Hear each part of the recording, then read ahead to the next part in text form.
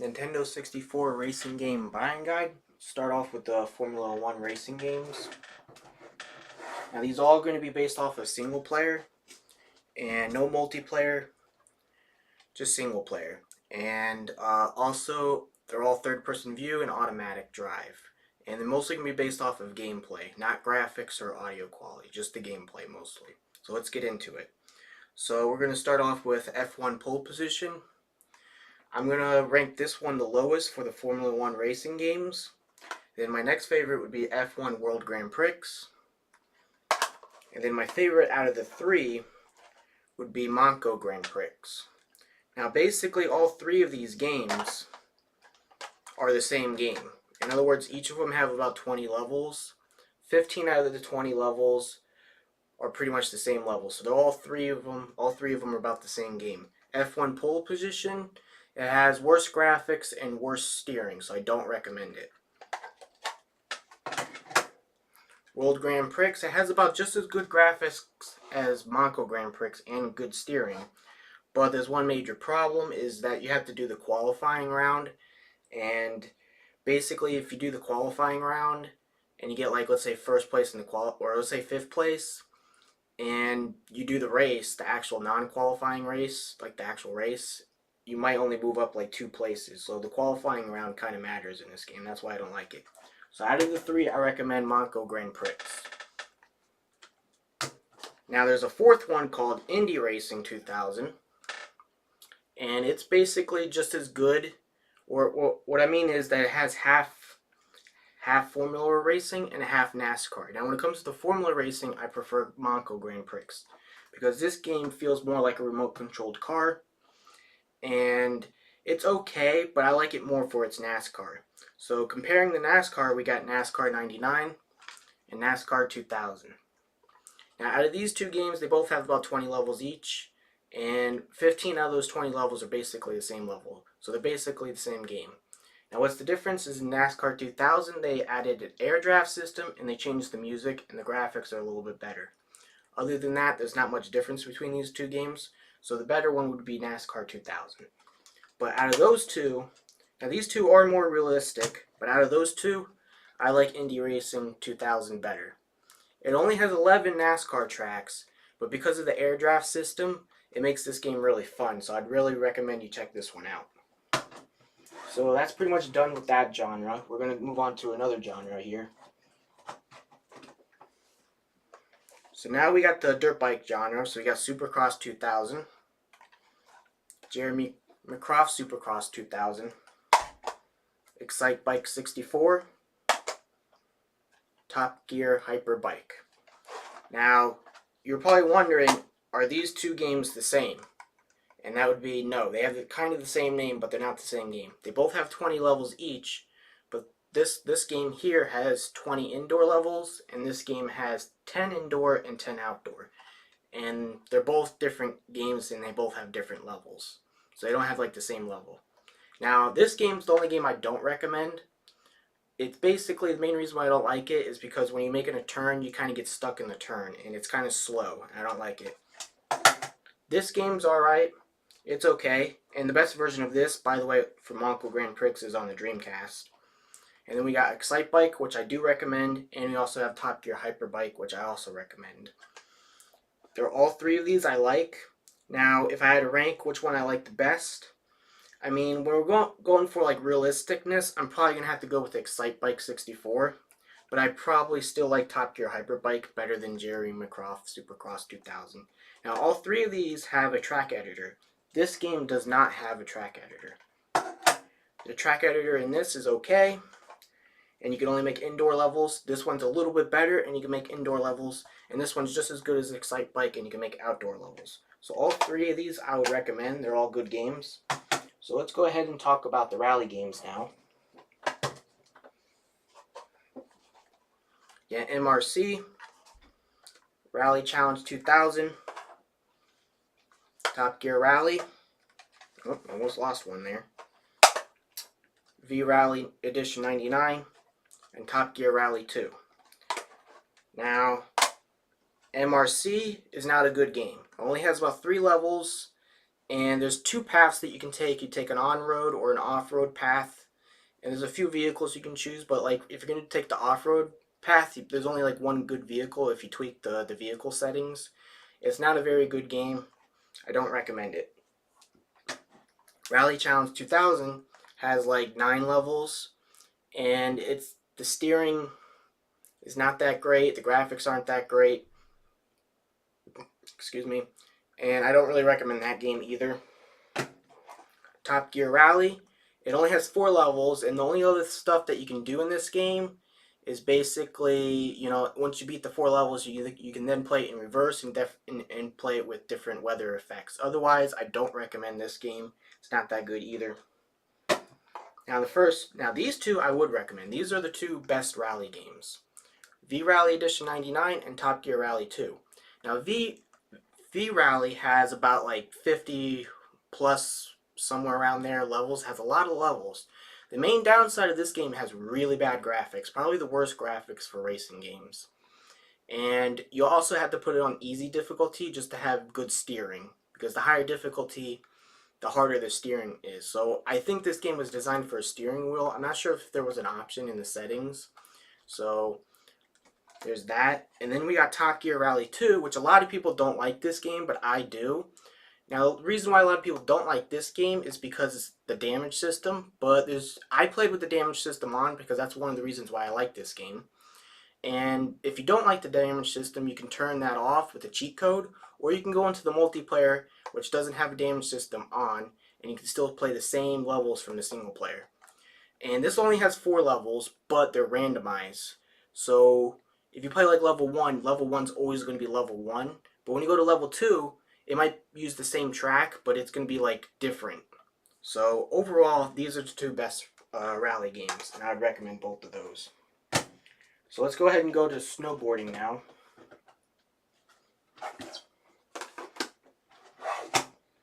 So you got Big Mountain 2000, Twisted Edge Extreme Snowboarding, 1080 snowboarding, Snowboard Kids, and Snowboard Kids 2, and Polaris Snowcross. Now, this game here, I don't recommend. We're going to start off with this first. So this is the lowest. This is the least recommended. Big Mountain 2000. Only 4 levels. If it had more levels, this game is kind of fun for just the 4 levels, but it's not that great. You fly between these flags with either a ski, so this does have skiing, or a snowboard, and you start off slow and you get faster. But it only has 4 levels. And the good news about the 4 levels, there is 2 paths that you can kind of take, but other than that, it's not a very good game, so I don't recommend that. And then these two, I'm going to say, are tied. 1080 and Twisted Edge. Now, if I had to pick a winner, well, there's one thing I like about Twisted Edge a little bit better than 1080, but 1080 has some other things that makes it better. What makes 1080 better? Well, both of them have 6 tracks. But what makes 1080 better is the character selection actually matters, depending on like top speed and handling and stuff. And the snowboard that you pick in 1080 also matters. Other than that, I mean, the only other major thing about 1080 would be there's like an extra mode that you can fly in between the flags, just like Big Mountain 2000. Other than that, when it comes to the tracks, both of them are good. I think the tracks are a little bit better in Twisted Edge, though. Oh, and there's one more thing about 1080. You have to press the A button or something like that to speed up. And also right before you land, you have to press the A button, otherwise you fall over. So 1080 might be a little bit better for that. But if you want something, maybe the tracks are a little more interesting tracks, probably Twisted Edge. But they're about tied. But I don't really recommend either of them. Now what I do recommend would be both Snowboard Kids, 1 and 2. Now both of them have about 10 tracks, and they kind of play like Mario Kart. So they're very unique games, and that's one of the reasons why I recommend them. So I like both of them. Now the second one, the major difference is that they added a warning system. So when somebody shoots something at you, like a snowball or whatever, it gives you a warning so you know when to jump when the thing is coming at you from behind. So and that's one of the reasons why I like Snowboard Kids 2. So I think Snowboard Kids 1 is would probably be better for multiplayer because of that, because it doesn't have that feature, but also makes it more harder and more frustrating. but I like both games and I would recommend them. Now these can go pretty expensive, so if you can't get those cheap, then my number one would be this one, Polaris Snowcross. And this ain't a snowboarding game, it's actually a snowmobile game. It has about 10 levels, 2 or 3 of them are kind of simple, but the other levels are pretty can be pretty complex. There's lots of like shortcuts and paths that you can take in this game. That's one of the reasons why I like this game. This is one of the only 2 games I did play in first-person view, though. Other than that, it's a pretty good game, so I'd recommend you check that one out because that's pretty cheap. So let's go ahead and move on to actually, let's do this one first. There's only 3 games. This is the genre that doesn't really have a genre. So we got Destruction Derby 64, Micro Machines 64, and Blast Corps. Now, Destruction Derby 64 isn't really a racing game. You basically go in a circuit, so you do laps to get more time. And I think when you take out the other vehicles, so you have to crash into vehicles, and that also gives you more time. And you basically have to destroy all the vehicles before the time runs out. And it's actually a pretty fun game. So I actually would recommend this game. So that game's fine. I would recommend it. And then we got Micro Machines, which is the only 2D racing game on the N64, and it's actually the only game I actually didn't complete. I had to actually take some time and actually complete it, but I got about at least halfway through this game before it started getting really hard. But it's a pretty good game. Now when it comes to the 2D racing, Blast Corps actually has some racing levels in it, even though it's not a racing game. But this game has about 100 levels, and I would say 30 of those levels are racing levels, and they're 2D, and they're not as good as Micro Machines.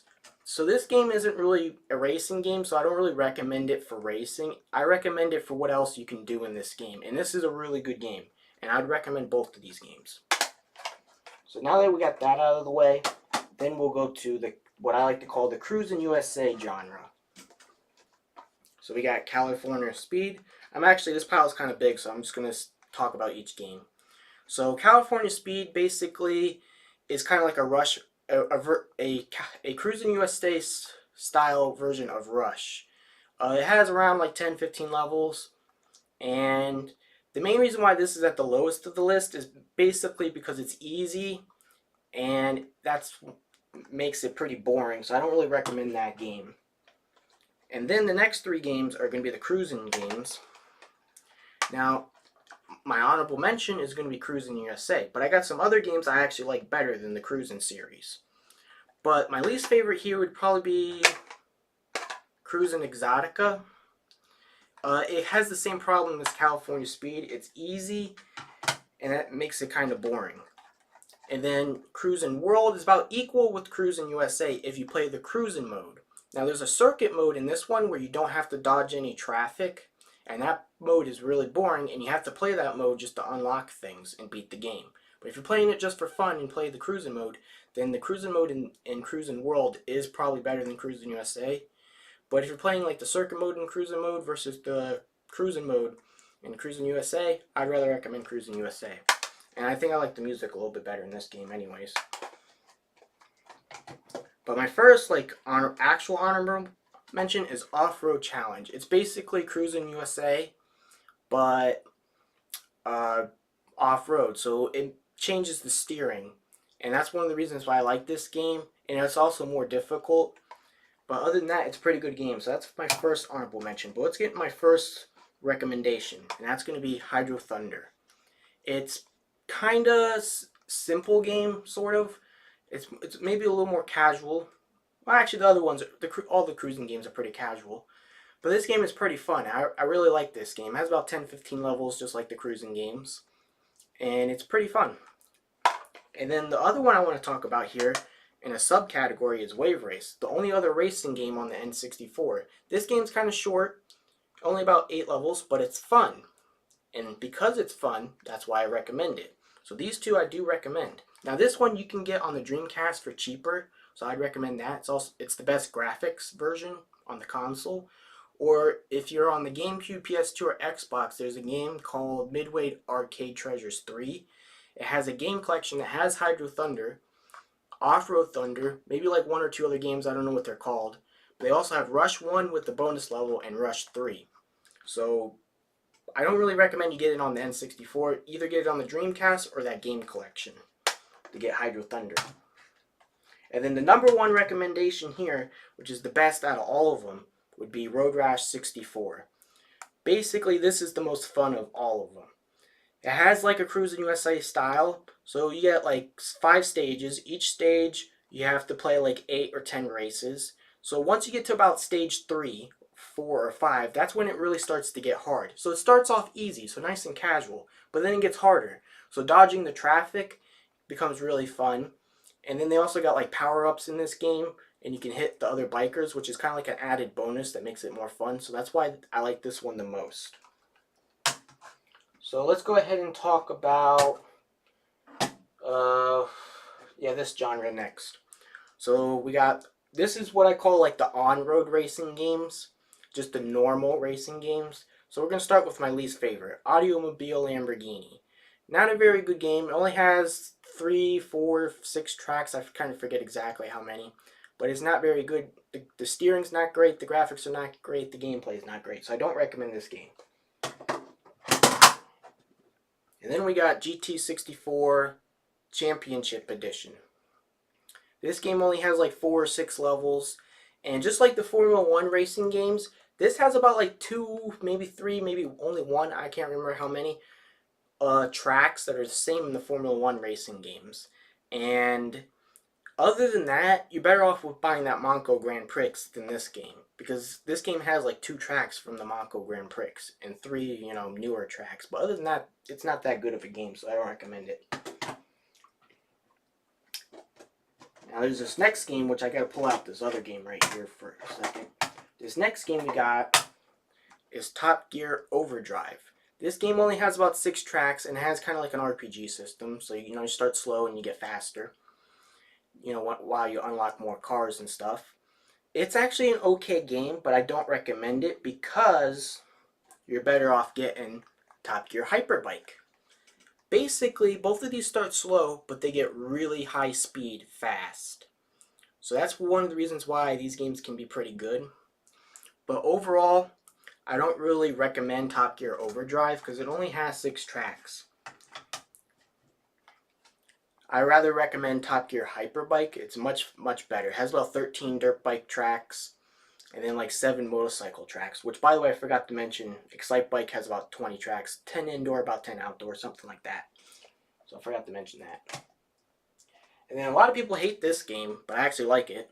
Carmageddon 64. So this is my first honorable mention. So we got past all the ones I don't recommend. So this is my first honorable mention. A lot of people don't like this game. I have to admit, yeah, the frame rate can drop a bit, and the graphics are okay, and there's certain parts where you'll drive up the wall. But otherwise, gameplay-wise, it's actually a pretty good game. It does have kind of a remote-controlled card feel, but other than that, it's actually a pretty decent game. But it's kind of expensive, so that's why I put it as an honorable mention. So unless you get that cheap, then maybe you might like it. And then we got Rush, which I actually want to talk about all of these at once. So Rush is the first one. San Francisco Rush Extreme Racing is my least favorite. And then my next favorite would be San Francisco Rush 2049, which those 2 are honorable mentions. The 2 better ones would be Rush 2 Extreme USA, Extreme Racing USA, or Beetle Adventure Racing. Now, these 2 games only have about 6 levels. Now, if you got that game collection that I talked about on like the GameCube, this comes with an extra level of the first Rush game. But I don't really recommend you get these because I'd rather get that game collection to get these 2. Now, that game collection is missing Rush 2. In my opinion, I think Rush 2 is the best out of all 3 because the gameplay in all 3 are about the same. They have different levels, but this one has more levels. But I would say the gameplay is mostly the same. And level-wise, I would say Rush 1 has the simpler ones. Rush 3 is kind of simple, actually. I'd say Rush 2 has some pretty interesting levels. And it has up to about 10 levels. Somewhere around there. So there's a little more levels. Now this game only has like 6 levels as well. But the levels in this are a bit more interesting than than Rush 1 and Rush 3. So I'd recommend these 2 games.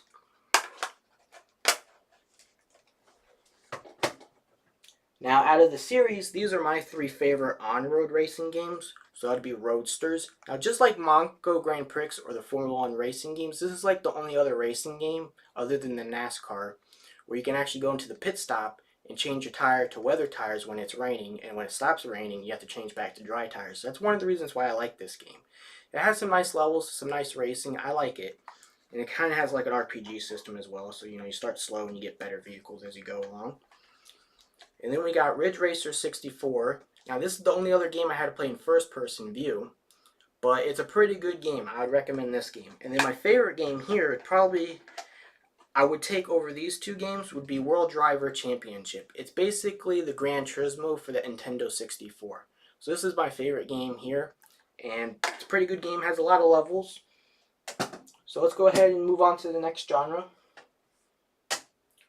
Alright, so since this is a really big pile, this is what I like to call the Diddy Kong or Mario Kart genre, where you got like weapons. The only other game I don't necessarily have in this genre would be like the Snowboard. The Snowboard Kids games would be ranked pretty high in this genre, but I don't have them in this pile. So the least favorite one, actually I like to mention all these games I like. So I would say all of these would probably be honorable mentions. Even this game. But the reason why I put this game at the bottom is because it has pretty bad steering. But that's one of the reasons why I kind of like it. I like the levels, and I like the power-ups that you can use in this game. But I put it at the bottom because of the steering, and I know most people aren't going to like this game. So that's at the bottom. And it's still an honorable mention. Another honorable mention, Aerial Gauge. Now, if this game had more levels, which, by the way, Monster Truck has about like 10 levels, or 15, something like that. This game only has about 5 levels. Now, if this game had more levels, this would be one of my most favorite racing games on the Nintendo 64. And other than that, it's pretty fun, though, even though it only has 5 levels. But most people probably won't like this because you kind of have to learn how to do the drift boost, and that can kind of be a little annoying. So that's kind of one of the reasons why it's low on the list. And then we got Lego Racers. I actually don't really like this game that much. It's okay, but that's basically all I want to talk about that one. And this game isn't really a racing game. This game has about 10 levels, something like that. Only 2 or 3 of them are racing levels, though. The rest are like multiplayer type levels. So it's more of a multiplayer game and not a single player racing game. Other than that, it's a pretty good game. I'd recommend this game because if I were to do a video on multiplayer, this would probably be in the top 5. Then we got Penny Racers. Now what's nice about this game is you can actually change out your body parts, kind of like Top Gear Rally 2, which not too many of these other games you can actually change your body parts.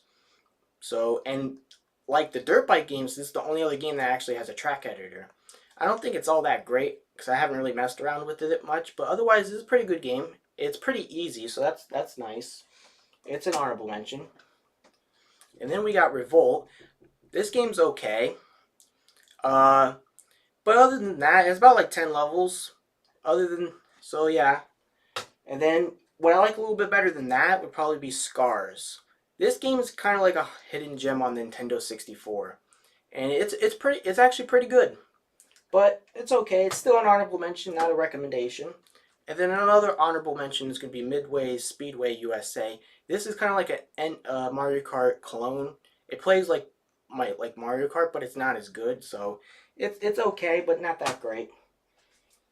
And then, I don't have the other game here. But we also have Hot Wheels and Stunt Racer 64. I actually don't have Stunt Racer 64 right now, but I have played it. And I like Hot Wheels a little bit better than Stunt Racer 64. They're both kind of stunt racing games. And Hot Wheels is actually, I like it probably a bit better than all the ones we talked about so far. So this is like the first honorable mention. And then now we start into the games I start to like. And that's going to be Star Wars Episode 1 Racer. This game is kind of simple and easy, but otherwise I like playing this game. It's pretty fun. So that's like my first honorable mention. And then we got Wipeout 64. It's also a pretty good game. I'd recommend it. Well, it's technically more of an honorable mention. Now my first recommendation is going to be Extreme G, the first one. The second one, XG2, I don't really like nearly as much. The main reason why is because you get stuck on the wall, and sometimes you fall through the floor. But other than that, I would recommend Extreme G.